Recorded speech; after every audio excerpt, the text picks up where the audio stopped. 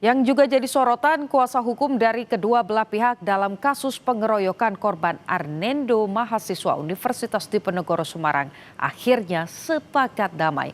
Masalah yang diduga dilatar belakangi kasus pelecehan seksual oleh korban akan diselesaikan secara kekeluargaan.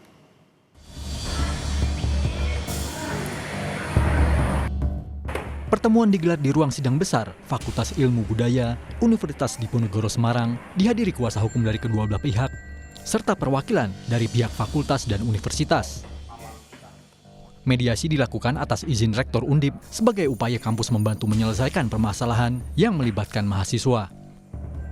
Pihak fakultas juga menyampaikan keprihatinan atas peristiwa tersebut dan berharap kasus ini dapat segera selesai, serta tidak terulang di masa mendatang. Undip telah membentuk 2 tim untuk menangani kasus tersebut, yaitu tim etik yang menyelidiki dugaan penganiayaan dan satuan tugas kekerasan seksual yang menangani laporan dugaan pelecehan seksual. Saat ini, kedua tim tersebut masih melakukan pendalaman terhadap laporan yang masuk. Melihat lebih jauh atau menyelidiki untuk kasus yang dugaan penganiayaan, dan yang kedua adalah Satgas Kekerasan Seksual yang nanti terutama untuk menampung laporan yang kemarin sudah keluar di media ya, ada yang dilaporkan dugaan kasus pelecehan seksual gitu. Jadi sudah ada tim ini nanti akan bekerja ya. Ya memang tadi Pak Dekan bilang ini ke depan semuanya ini adalah anak-anak kami gitu.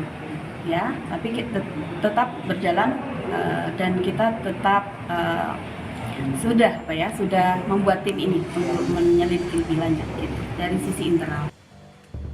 Dalam pertemuan tersebut, dua pihak sepakat membuka peluang penyelesaian secara damai yang nantinya dapat difasilitasi oleh Undip, bahkan jika diperlukan dilakukan pertemuan bersama di Polrestabes Semarang. Permasalahan ini bisa diselesaikan secara keluargaan. Jadi tidak ada lagi nanti kekerasan yang berlanjut, dan kami kita kami sepakat untuk melakukan perdamaian. Di sisi lain, pihak terduga pelaku menegaskan fokus pada perkara dugaan pengeroyokan, sedangkan tuduhan pelecehan seksual diserahkan sepenuhnya kepada proses penanganan internal di lingkungan Undip. Adanya dugaan pengeroyokan, yang mana dugaan dilakukan 30 orang, yang mana korbannya adalah dari Pak Arnendo ya? Arnendo. Adik Arnendo. Jadi kita fokusnya di situ. Nah, kalau ketika berbicara tentang pelecehannya, itu nanti sudah diserahkan kepada lembaga sendiri, diselesaikan melalui lembaga. Sebelumnya, Polrestabes Semarang menyatakan kasus ini telah naik ke tahap penyidikan.